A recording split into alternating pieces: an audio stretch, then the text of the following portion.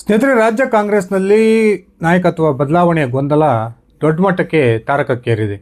ಇನ್ನೊಂದು ಕಡೆ ರಾಜ್ಯದ ವಿರೋಧ ಪಕ್ಷಗಳು ಕೂಡ ಮಧ್ಯಂತರ ಚುನಾವಣೆ ಬರುತ್ತೆ ಅನ್ನುವ ಹೇಳಿಕೆಗಳನ್ನು ಅನೇಕ ನಾಯಕರು ಕೊಡ್ತಾ ಇದ್ದಾರೆ. ಈ ನಡುವೆ ಸಿದ್ದರಾಮಯ್ಯನವರ ಬದಲಾವಣೆ ಆಗುತ್ತೆ, ಆ ಮೂಲಕ ಡಿ.ಕೆ. ಶಿವಕುಮಾರ್ ರಾಜ್ಯದ ಮುಖ್ಯಮಂತ್ರಿ ಆಗ್ತಾರೆ ಅನ್ನುವ ಸುದ್ದಿಗಳು ಕೇಳಿ ಬರ್ತಿರ್ತಕ್ಕಂಥ ಈ ಸಂದರ್ಭದಲ್ಲಿ ನಿಜಕ್ಕೂ ಕೂಡ ವಿರೋಧ ಪಕ್ಷದ ನಾಯಕರು ಯಾಕೆ ಮಧ್ಯಂತರ ಚುನಾವಣೆಯ ಮಾತನಾಡ್ತಾ ಇದ್ದಾರೆ? 138ಕ್ಕೂ ಹೆಚ್ಚು ಶಾಸಕರ ಬಲವನ್ನು ಹೊಂದಿರತಕ್ಕಂಥ ರಾಜ್ಯದ ಕಾಂಗ್ರೆಸ್ ಸರ್ಕಾರ ನಿಜಕ್ಕೂ ಕೂಡ ಪತನ ಆಗುತ್ತಾ ಅನ್ನುವ ಪ್ರಶ್ನೆಗಳು ಹುಟ್ಕೊಂಡಿದ್ದಾವೆ.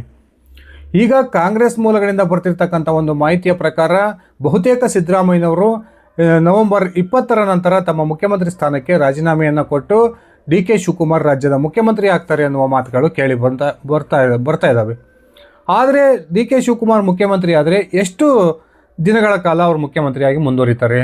ಉಳಿದಿರ್ತಕ್ಕಂಥ 2.5 ವರ್ಷದ ಅವಧಿಯನ್ನು ಕೂಡ ಮುಖ್ಯಮಂತ್ರಿಯಾಗಿ ಡಿ.ಕೆ. ಶಿವಕುಮಾರ್ ಪೂರ್ಣಗೊಳಿಸ್ತಾರೆ ಅನ್ನುವ ಒಂದು ಪ್ರಶ್ನೆಗಳು ಈಗ ರಾಜಕೀಯ ವಲಯದಲ್ಲಿ ಬಹುದೊಡ್ಡ ಚರ್ಚೆ ಆಗ್ತಾ ಇದೆ. ಆದರೆ ಇದೀಗ ರಾಜಕೀಯ ವಲಯದಲ್ಲಿ ಕೇಳಿ ಬರ್ತಿರ್ತಕ್ಕಂಥ ಒಂದು ಸುದ್ದಿಗಳ ಪ್ರಕಾರ ಒಂದು ವೇಳೆ ಸಿದ್ದರಾಮಯ್ಯನವರು ತಮ್ಮ ಅಧಿಕಾರವನ್ನು ಅತ್ಯಂತ ಸುಲಲಿತವಾಗಿ ಹಸ್ತಾಂತರ ಮಾಡಿದರೂ ಕೂಡ ಆ ಸರ್ಕಾರ ಕೇವಲ 6 ತಿಂಗಳ ಅವಧಿಗೆ ಮಾತ್ರ ತನ್ನ ಅಸ್ತಿತ್ವವನ್ನು ಉಳಿಸ್ಕೊಳ್ಳುತ್ತೆ. ಅದಾದ ನಂತರ ರಾಜ್ಯದ ಕಾಂಗ್ರೆಸ್ ಸರ್ಕಾರ ಪತನ ಆಗುತ್ತೆ ಅನ್ನುವ ಒಂದು ಸ್ಫೋಟಕ ಮಾಹಿತಿಗಳು ಸಿಗ್ತಾ ಇದ್ದಾವೆ. ಬನ್ನಿ ಸ್ನೇಹಿತರೆ, ಹಾಗಾದರೆ ನಿಜಕ್ಕೂ ಕೂಡ ರಾಜ್ಯ ರಾಜಕಾರಣದಲ್ಲಿ ನಡೀತಾ ಇರೋದೇನು, ಯಾವ ಕಾರಣಕ್ಕೆ ಕಾಂಗ್ರೆಸ್ನ ಸರ್ಕಾರ ಪತನ ಆಗುತ್ತೆ ಒಂದ್ಸರಿ ತಿಳ್ಕೊಂಡು ಬರೋಣ. ಅದಕ್ಕಿಂತ ಮುಂಚೆ ನೀವಿನ್ನು ನನ್ನ ಇಟ್ಕೆ ಎಂ ಅಂತ ಯೂಟ್ಯೂಬ್ ಚಾನಲ್ಗೆ ಸಬ್ಸ್ಕ್ರೈಬ್ ಮಾಡ್ಕೊಂಡಿಲ್ಲ ಅಂದರೆ ದಯವಿಟ್ಟು ಸಬ್ಸ್ಕ್ರೈಬ್ ಮಾಡಿಕೊಂಡು ಬೆಲ್ ಬಟನನ್ನು ಕ್ಲಿಕ್ ಮಾಡಿ. ನಾನು ಕೊಡ್ತಕ್ಕಂಥ ಮಾಹಿತಿ ನಿಮ್ಗೆ ಇಷ್ಟ ಆಗಿದ್ದರೆ ಈ ವಿಡಿಯೋಗೆ ಲೈಕ್ ಮಾಡಿ, ಶೇರ್ ಮಾಡಿ, ಕಮೆಂಟ್ ಮಾಡಿ. ಸ್ನೇಹಿತರೆ, ಎಲ್ಲವೂ ಕೂಡ ಸುಲಲಿತವಾಗಿ ನಡೆದರೆ ಕಾಂಗ್ರೆಸ್ನ ಸರ್ಕಾರ ಇನ್ನೂ ಕೂಡ 2.5 ವರ್ಷದ ಅವಧಿಯನ್ನು ಕಳೆಯಬೇಕಾಗಿದೆ. ರಾಜ್ಯದ ವಿಧಾನಸಭಾ ಚುನಾವಣೆಗೆ ಇನ್ನೂ ಕೂಡ 30 ತಿಂಗಳ ಅವಧಿ ಬಾಕಿ ಇದೆ. ಈ ಸಂದರ್ಭದಲ್ಲಿಯೇ ರಾಜ್ಯದ ವಿರೋಧ ಪಕ್ಷಗಳು ಈಗಾಗಲೇ ಪಕ್ಷದ ಸಂಘಟನೆಯಲ್ಲಿ ತೊಡಕೊಂಡಿರ್ತಕ್ಕಂಥದ್ದು. ಅದರಲ್ಲೂ ಕೂಡ ಈಗ JDS ಒಂದು ಹೆಜ್ಜೆ ಮುಂದೋಗಿ ಸುಮಾರು 90 ಕ್ಷೇತ್ರಗಳನ್ನು ತಮ್ಮ ಟಾರ್ಗೆಟನ್ನು ಮಾಡಿಕೊಂಡು ಆ 90 ಕ್ಷೇತ್ರಗಳ ಒಂದು ಪ್ರವಾಸವನ್ನು ಪದೇ ಪದೇ JDS ನಾಯಕರು ನಡೆಸ್ತಾ ಇರ್ತಕ್ಕಂಥದ್ದು ಒಂದು ರೀತಿ ಅಚ್ಚರಿಗೆ ಕಾರಣ ಆಗಿದೆ. ಒಂದು ಕಡೆ ಈಗಾಗಲೇ ಸುಮಾರು 60ಕ್ಕೂ ಹೆಚ್ಚು ಕ್ಷೇತ್ರಗಳಲ್ಲಿ JDSನ ಯುವ ನಾಯಕ ನಿಖಿಲ್ ಕುಮಾರಸ್ವಾಮಿ ಒಂದು ಸುತ್ತಿನ ಒಂದು ಸಂಘಟನಾ ಕಾರ್ಯವನ್ನು ಕೈಗೊಂಡಿದ್ದಾರೆ. ಈ ಶೀಘ್ರದಲ್ಲಿಯೇ HD ಕುಮಾರಸ್ವಾಮಿ ಕೂಡ ರಾಜ್ಯ ಪ್ರವಾಸವನ್ನು ಕೈಗೊಳ್ತಾರೆ. ಯಾವೆಲ್ಲ ಕ್ಷೇತ್ರಗಳಿಗೆ ನಿಖಿಲ್ ಕುಮಾರಸ್ವಾಮಿ ಪ್ರವಾಸವನ್ನು ಮಾಡಿದರೋ ಅದೇ ಕ್ಷೇತ್ರಗಳಿಗೆ ಮತ್ತೊಮ್ಮೆ HD ಕುಮಾರಸ್ವಾಮಿ ಅವರು ಭೇಟಿ ಕೊಡ್ತಾರೆ ಅನ್ನುವ ಮಾಹಿತಿಗಳು ಸಿಗ್ತಾ ಇದ್ದಾವೆ. ಯಾಕೆ ನಿಜಕ್ಕೂ ಕೂಡ JDS ಈ ರೀತಿಯ ಒಂದು ಪಕ್ಷ ಸಂಘಟನೆಗೆ ಇಳಿದಿದೆ? ಈ ಒಂದು ಪಕ್ಷ ಸಂಘಟನೆ ಹಿಂದೆ ಪ್ರಮುಖವಾದ ಒಂದು ಕಾರಣ ಇದೆ ಅನ್ನುವ ಮಾತುಗಳು ಕೂಡ ಕೇಳಿ ಬರ್ತಾ ಇದ್ದು, ರಾಜ್ಯದ ಕಾಂಗ್ರೆಸ್ ಸರ್ಕಾರದ ಪತನದ ಮುನ್ಸೂಚನೆ ಈಗಾಗಲೇ ಕುಮಾರಸ್ವಾಮಿ ಅವರಿಗೆ ಸಿಕ್ಕಿದೆ. ಅದೇ ಕಾರಣಕ್ಕೆ ರಾಜ್ಯ ವಿಧಾನಸಭೆಗೆ ಯಾವ ಕ್ಷಣದಲ್ಲೂ ಬೇಕಾದರೂ ಮಧ್ಯಂತರ ಚುನಾವಣೆ ಎದುರಾಗ್ಬೋದು ಅನ್ನೋ ಕಾರಣಕ್ಕೆ ಈಗಾಗಲೇ ತಮ್ಮ ಪಕ್ಷದ ಅಭ್ಯರ್ಥಿಗಳನ್ನು ಸಜ್ಜುಗೊಳಿಸೋದಕ್ಕೆ HD ಕುಮಾರಸ್ವಾಮಿ ಅವರು ಒಂದು ಹೆಜ್ಜೆಯನ್ನು ಮುಂದಿಟ್ಟಿದ್ದಾರೆ. ಸ್ನೇಹಿತರೆ, ಈಗೇನು ಇದೇ 20ನೇ ತಾರೀಕಿಗೆ ಸಿದ್ದರಾಮಯ್ಯ ತಮ್ಮ 2ನೇ ಬಾರಿ ಮುಖ್ಯಮಂತ್ರಿ ಅವಧಿಯ ಅಧಿಕಾರವನ್ನು ವಹಿಸಿಕೊಂಡು 30 ತಿಂಗಳ ಅವಧಿ ಸಂಪೂರ್ಣಗೊಳ್ಳುತ್ತೆ. ಅದಾದ ನಂತರ ಡಿ.ಕೆ. ಶಿವಕುಮಾರ್ ಮತ್ತು ಸಿದ್ದರಾಮಯ್ಯನವರ ನಡುವೆ ಅಧಿಕಾರ ಹಂಚಿಕೆಯ ಒಪ್ಪಂದ ಆಗಿದೆ. ಆ ಕಾರಣಕ್ಕೆ ಸಿದ್ದರಾಮಯ್ಯ ತಮ್ಮ ಮುಖ್ಯಮಂತ್ರಿ ಸ್ಥಾನವನ್ನು ಡಿ.ಕೆ. ಶಿವಕುಮಾರ್ ಅವರಿಗೆ ಬಿಟ್ಕೊಡ್ತಾರೆ ಅನ್ನುವ ಮಾಹಿತಿಗಳು ಸಿಗ್ತಾ ಇದ್ದಾವೆ. ಆದರೆ ಇಲ್ಲಿರ್ತಕ್ಕಂಥದ್ದು ಪ್ರಮುಖ ಟ್ವಿಸ್ಟು. ಸಿದ್ದರಾಮಯ್ಯನವರು ಹೈಕಮಾಂಡ್ನ ಮಾತಿಗೆ ಬೆಲೆ ಕೊಟ್ಟು ಒಂದು ವೇಳೆ ತಮ್ಮ ಮುಖ್ಯಮಂತ್ರಿ ಸ್ಥಾನದ ತ್ಯಾಗಕ್ಕೆ ಸಿದ್ಧವಾದರೂ ಕೂಡ ಸಿದ್ದರಾಮಯ್ಯ ಬೆಂಬಲಿಗರು ಯಾವುದೇ ಕಾರಣಕ್ಕೂ ಮುಖ್ಯಮಂತ್ರಿಯಾಗಿ ಡಿ.ಕೆ. ಶಿವಕುಮಾರ್ ಅವರನ್ನು ನೇಮಕ ಮಾಡೋದಕ್ಕೆ ಒಪ್ಪಿಗೆಯನ್ನು ಕೊಡಲ್ಲ ಅನ್ನುವ ಒಂದು ಸ್ಫೋಟಕ ಮಾಹಿತಿಗಳು ಸಿಗ್ತಾ ಇದ್ದಾವೆ. ಒಂದು ವೇಳೆ ಕಾಂಗ್ರೆಸ್ ಹೈಕಮಾಂಡ್ ಹಠಕ್ಕೆ ಬಿದ್ದು ಡಿ.ಕೆ. ಶಿವಕುಮಾರ್ ಅವರನ್ನು ಮುಖ್ಯಮಂತ್ರಿ ಮಾಡಿದರೂ ಕೂಡ ಸಿದ್ದರಾಮಯ್ಯ ಬಣ ಮತ್ತು ಡಿ.ಕೆ. ಶಿವಕುಮಾರ್ ಬಣದ ನಡುವಿನ ಒಂದು ತಿಕ್ಕಾಟ ಆಗ ತಾರಕಕ್ಕೇರುತ್ತೆ ಅನ್ನುವ ಮಾತುಗಳು ಕೂಡ ಕೇಳಿ ಬರ್ತದವೆ. ಮುಖ್ಯಮಂತ್ರಿಯಾಗಿ ಒಂದು ವೇಳೆ ಡಿ.ಕೆ. ಶಿವಕುಮಾರ್ ಅಧಿಕಾರವನ್ನು ಸ್ವೀಕರಿಸಿದರೂ ಕೂಡ ತಮ್ಮ ಸಂಪುಟ ರಚನೆಯ ವೇಳೆಯಲ್ಲಿ ಸಿದ್ದರಾಮಯ್ಯ ಬಳಗಕ್ಕೆ ಬಹುದೊಡ್ಡ ಒಂದು ಸ್ಥಾನಮಾನಗಳನ್ನು ಕೊಡಲೇಬೇಕಾಗುತ್ತೆ.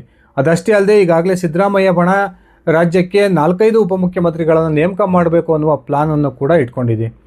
ಇನ್ನೊಂದು ಕಡೆ ಸಿದ್ದರಾಮಯ್ಯನವರು ಮುಖ್ಯಮಂತ್ರಿ ಸ್ಥಾನವನ್ನು ಬಿಟ್ಕೊಟ್ಟ ನಂತರ ಡಿ.ಕೆ. ಶಿವಕುಮಾರ್ ರಾಜ್ಯದ ಮುಖ್ಯಮಂತ್ರಿ ಆದರೂ ಕೂಡ ಡಿ.ಕೆ. ಶಿವಕುಮಾರ್ ಅವರನ್ನು ಮುಖ್ಯಮಂತ್ರಿಯಾಗಿ ಫ್ರೀಯಾಗಿ ಆಡಳಿತವನ್ನು ಮಾಡೋದಕ್ಕೆ ಸಿದ್ದರಾಮಯ್ಯ ಬಳಗ ಬಿಡೋದಿಲ್ಲ ಅನ್ನೋದು ಬಹುತೇಕ ಗೊತ್ತಿರತಕ್ಕಂಥ ವಿಚಾರ. ಇಷ್ಟು ಗೊಂದಲಗಳ ನಡುವೆ ನಿಜಕ್ಕೂ ಕೂಡ ಡಿ.ಕೆ. ಶಿವಕುಮಾರ್ ಎಷ್ಟು ದಿನ ತಮ್ಮ ಸರ್ಕಾರವನ್ನು ಉಳಿಸ್ಕೊಳ್ಬೋದು? ಈ ಚರ್ಚೆಗಳು ಉಟ್ಕೊಂಡಿದ್ದಾವೆ.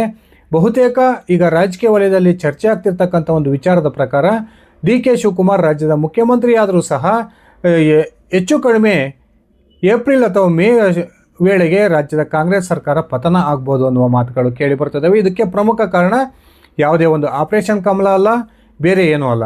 ಕಾಂಗ್ರೆಸ್ನ ಒಳ ಜಗಳ ಅಂದರೆ ಕಾಂಗ್ರೆಸ್ನಲ್ಲಿರ್ತಕ್ಕಂಥ ಬಣ ರಾಜಕಾರಣ ಸರ್ಕಾರವನ್ನು ಪತನಗೊಳಿಸುತ್ತೆ ಅನ್ನುವ ಒಂದು ಸ್ಪಷ್ಟ ಮಾಹಿತಿಗಳು ಈಗ ಸಿಗ್ತಾ ಇದ್ದಾವೆ. ಆ ಕಾರಣಕ್ಕೇ ರಾಜ್ಯದ ಇದೀಗ ವಿರೋಧ ಪಕ್ಷಗಳು ಚುನಾವಣೆಗೆ ಸಜ್ಜಾಗಬೇಕು ಅನ್ನುವ ತಮ್ಮ ಕಾರ್ಯಕರ್ತರಿಗೆ ಕೊಡ್ತಿರ್ತಕ್ಕಂಥ ಒಂದು ಹೇಳಿಕೆಗಳು ನಿಜಕ್ಕೂ ಕುತೂಹಲವನ್ನು ಕೆರಳಿಸಿದವೆ. ಏನು ಈಗಾಗಲೇ ರಾಜ್ಯದ ಮುಖ್ಯಮಂತ್ರಿ ಬದಲಾವಣೆ ಆಗೋದಾದರೆ ರಾಜ್ಯಕ್ಕೆ ದಲಿತ ಮುಖ್ಯಮಂತ್ರಿಯನ್ನು ನೇಮಕ ಮಾಡಬೇಕು ಅನ್ನುವ ಬಹುದೊಡ್ಡ ಕೂಗನ್ನು ಸಿದ್ದರಾಮಯ್ಯ ಬಳಗ ಎಬ್ಬಿಸ್ತಾ ಇದೆ. ಇನ್ನೊಂದು ಕಡೆ D K Shivakumar Congress high command ನನಗೆ ಮಾತನ್ನು ಕೊಟ್ಟಿದ್ದಾರೆ. ಆ ಮಾತಿನ ಪ್ರಕಾರ ನಾನು ಡಿಸೆಂಬರ್ ವೇಳೆಗೆ ರಾಜ್ಯದ ಮುಖ್ಯಮಂತ್ರಿ ಆಗ್ತೀನಿ ಅನ್ನುವ ಒಂದು ನಿರೀಕ್ಷೆಯನ್ನು ಇಟ್ಕೊಂಡಿದ್ದಾರೆ. ಎಲ್ಲವೂ ಕೂಡ ಅಂದ್ಕೊಂಡಂಗೆ ಆದರೆ ಸಿದ್ದರಾಮಯ್ಯನವರು ಕಾಂಗ್ರೆಸ್ನ ಹೈಕಮಾಂಡ್ನ ಮಾತಿಗೆ ಕಟ್ಟಿಬಿದ್ದು ತಮ್ಮ ಅಧಿಕಾರವನ್ನು ಹಸ್ತಾಂತರ ಮಾಡ್ತಾರೆ ಅನ್ನುವ ಮಾತುಗಳು ಕೂಡ ಕೇಳಿ ಬರ್ತಾ ಇದ್ದಾವೆ.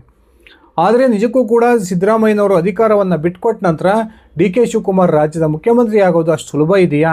ಒಂದು ವೇಳೆ ಡಿ ಕೆ ಶಿವಕುಮಾರ್ ರಾಜ್ಯದ ಮುಖ್ಯಮಂತ್ರಿ ಆದರೂ ಕೂಡ ಡಿ ಕೆ ಶಿವಕುಮಾರ್ಗೆ ಅತ್ಯಂತ ಸುಲಲಿತವಾಗಿ ಆಡಳಿತವನ್ನು ನಡೆಸೋದಕ್ಕೆ ಸಿದ್ದರಾಮಯ್ಯ ಬಣ ಬಿಡುತ್ತಾ ಅನ್ನುವ ಪ್ರಶ್ನೆಗಳು ಕೂಡ ಹುಟ್ಕೊಂಡಿದ್ದಾವೆ.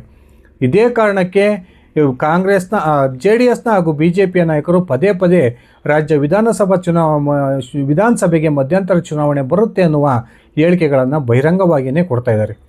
ಇನ್ನೊಂದು ಕಡೆ BJPಯ ಕೇಂದ್ರ ವರಿಷ್ಠ ಅಮಿತ್ ಶಾ ಕೂಡ ರಾಜ್ಯದ ಕಾಂಗ್ರೆಸ್ ಸರ್ಕಾರ ಇನ್ನು 2-3 ತಿಂಗಳಲ್ಲಿ ಪತನಗೊಳ್ಬೋದು ಅನ್ನುವ ಒಂದು ಸ್ಪಷ್ಟ ಸೂಚನೆಯನ್ನು ಈಗಾಗಲೇ ರಾಜ್ಯ BJP ನಾಯಕರಿಗೆ ರವಾನಿಸಿದ್ದು, ಮುಂದಿನ ಯಾವ ಸಂದರ್ಭದಲ್ಲಿ ಕೂಡ ರಾಜ್ಯ ವಿಧಾನಸಭೆಗೆ ಮಧ್ಯಂತರ ಚುನಾವಣೆ ಬರ್ಬೋದು, ಆ ಚುನಾವಣೆಗೆ ನೀವು ಸಿದ್ಧವಾಗಿರಬೇಕು ಅನ್ನುವ ಒಂದು ಸೂಚನೆಯನ್ನು ಕೂಡ ಕೊಟ್ಟಿದ್ದಾರೆ ಅನ್ನುವ ಮಾಹಿತಿಗಳು ಕೇಳಿಬರ್ತದವೆ.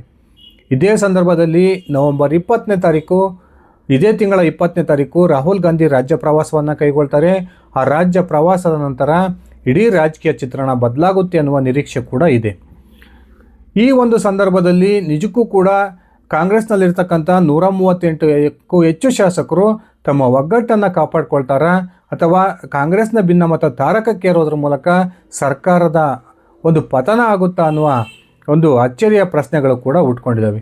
ಆದರೆ ಬಹುತೇಕ ಈಗ ಕಾಂಗ್ರೆಸ್ನಲ್ಲಿ ನಡೀತಿರ್ತಕ್ಕಂಥ ಒಂದು ಆಂತರಿಕ ಬೆಳವಣಿಗೆಗಳನ್ನು ನೋಡಿದರೆ, ಒಂದು ವೇಳೆ ಸಿದ್ದರಾಮಯ್ಯ ಮುಖ್ಯಮಂತ್ರಿ ಸ್ಥಾನದಿಂದ ಕೆಳಗಿಳಿದು ಡಿ ಕೆ ಶಿವಕುಮಾರ್ ಮುಖ್ಯಮಂತ್ರಿ ಆದರೂ ಕೂಡ ಬಹುದಿನಗಳ ಕಾಲ ಆ ಸರ್ಕಾರ ತನ್ನ ಅಸ್ತಿತ್ವವನ್ನು ಉಳಿಸ್ಕೊಳ್ಳಲ್ಲ ಅನ್ನೋದನ್ನು ಅತ್ಯಂತ ನಿಖರವಾಗಿ ಹೇಳ್ಬೋದು. ಯಾಕಂದರೆ ಕಾಂಗ್ರೆಸ್ನಲ್ಲಿ ಬಣ ರಾಜಕಾರಣ ತಾರಕಕ್ಕೇರಿದೆ. ಒಂದು ಕಡೆ ಡಿ ಕೆ ಶಿವಕುಮಾರ್ ಅವರನ್ನು ಕಟ್ಟಿ ಹಾಕಬೇಕು ಅನ್ನುವ ಪ್ರಯತ್ನಕ್ಕೆ ಸಿದ್ದರಾಮಯ್ಯ ಬಳಗ ಕೈ ಹಾಕಿದೆ. ಅದೇ ರೀತಿ ಡಿ ಕೆ ಶಿವಕುಮಾರ್ ಕೂಡ ತಾನು ರಾಜ್ಯದ ಮುಖ್ಯಮಂತ್ರಿ ಆಗಬೇಕು ಅನ್ನುವ ಬಹುದೊಡ್ಡ ಕನಸನ್ನು ಹೊತ್ತು ಕಾಂಗ್ರೆಸ್ನ ಹೈಕಮಾಂಡ್ಗೆ ಈಗಾಗಲೇ ಎಚ್ಚರಿಕೆ ಸಂದೇಶವನ್ನು ಕೂಡ ರವಾನಿಸಿದ್ದಾರೆ. ಕಾದು ನೋಡೋಣ ಸ್ನೇಹಿತರೆ, ರಾಜ್ಯ ಕಾಂಗ್ರೆಸ್ ಪಾಳ್ಯದಲ್ಲಿ ಏನೆಲ್ಲ ಬೆಳವಣಿಗೆಗಳು ನಡೀಬೋದು, ಆ ಮೂಲಕ ಈ ಕಾಂಗ್ರೆಸ್ ಸರ್ಕಾರ ಪತನದ ಒಂದು ಅಪಾಯವನ್ನೇನಾದರೂ ಎದುರಿಸ್ತಾ ಇದೆಯಾ? ದಯವಿಟ್ಟು ನಿಮ್ಮ ವೈಯಕ್ತಿಕ ಅಭಿಪ್ರಾಯವನ್ನು ಕಮೆಂಟ್ ಮಾಡಿ. ಇದಿಷ್ಟಾಗಿತ್ತು ನನ್ನ ಇವತ್ತಿನ ಈ ವಿಡಿಯೋ. ನಾನು ಕೊಟ್ಟಿರ್ತಕ್ಕಂಥ ಮಾಹಿತಿ ನಿಮ್ಗೆ ಇಷ್ಟ ಆಗಿದ್ದರೆ ಈ ವಿಡಿಯೋಗೆ ಲೈಕ್ ಮಾಡಿ, ಶೇರ್ ಮಾಡಿ, ಕಮೆಂಟ್ ಮಾಡಿ. ಧನ್ಯವಾದಗಳು ಸ್ನೇಹಿತರೆ. ಶುಭ ದಿನ.